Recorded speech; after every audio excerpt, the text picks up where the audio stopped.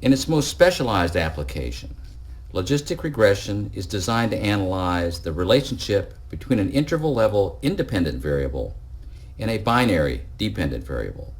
Now, what is a binary variable? A binary variable, as its name suggests, can assume only two values. It's just like the dummy variables that we have been analyzing in this book.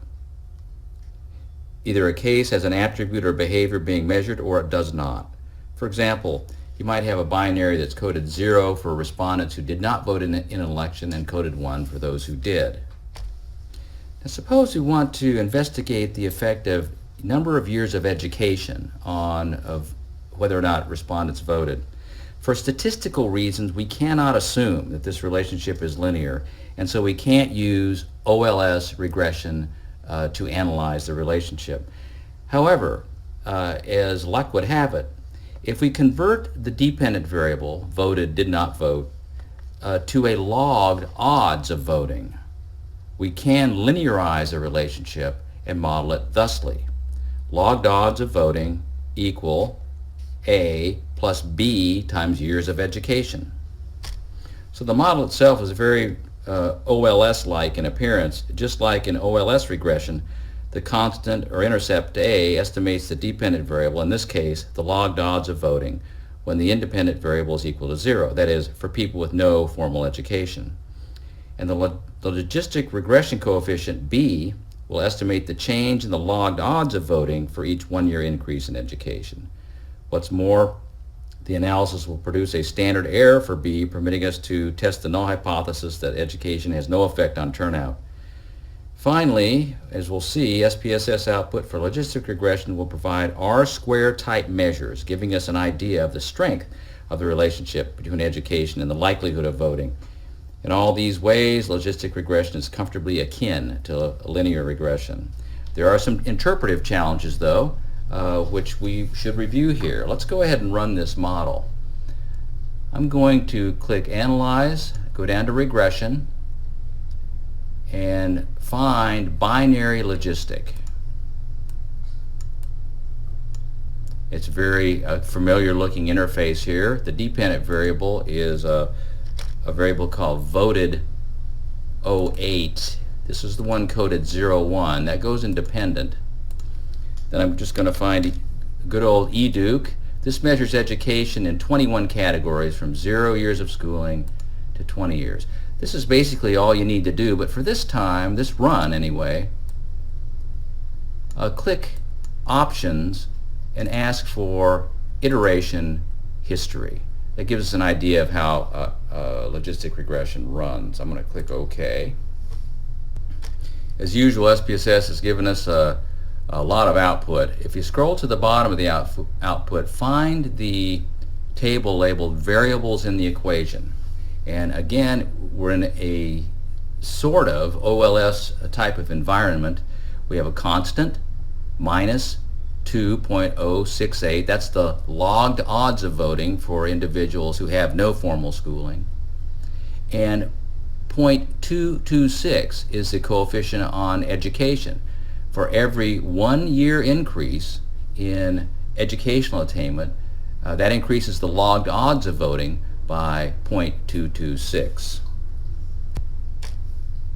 Is this coefficient statistically significant? In OLS, we get a t-ratio and a sig value. SPSS output for logistic regression gives us a walled statistic, which is based on chi-square, and helpfully also a significance number, so a probability value. So we can say, based on the sig, which is less than 0.05, yes, education is significantly related to the logged odds of. Truth be told, logged odds have zero intuitive appeal. But if you look over here at the column labeled EXPB, that stands for exponent B, that is a much more interpretable coefficient. Here we see a value of exponent B of 1.254.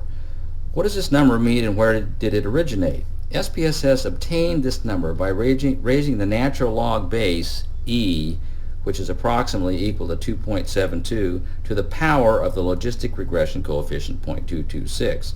This procedure translates the logged odds regression coefficient into what's called an odds ratio, 1.254. An odds ratio tells us by how much the odds of the dependent variable change for each unit change in the independent variable. An odds ratio of less than 1 says that the odds decrease as the independent variable increases. That would be a negative relationship. An odds ratio equal to 1 says that the odds do not change as the independent variable increases. That's the sign of no relationship. That's null hypothesis territory. And an odds ratio of greater than 1 says the odds of the dependent variable increase as the independent variable increases. That's a positive relationship. An odds ratio of 1.254, like as in this case, means that the respondent at a given level of education is 1.25 times more likely to have voted than a respondent at the next lower level of education. So, for example, people with 10 years of education are 1.25 times more likely to have voted than are people with 9 years of education. Analysts sometimes translate exponent B into an even more understandable estimate, the percentage change in the odds. This tells you that how much the percentage change in the odds for each 1 unit change in the independent variable. Simple arithmetic accomplishes this. Subtract 1 from exponent B and multiply by 100.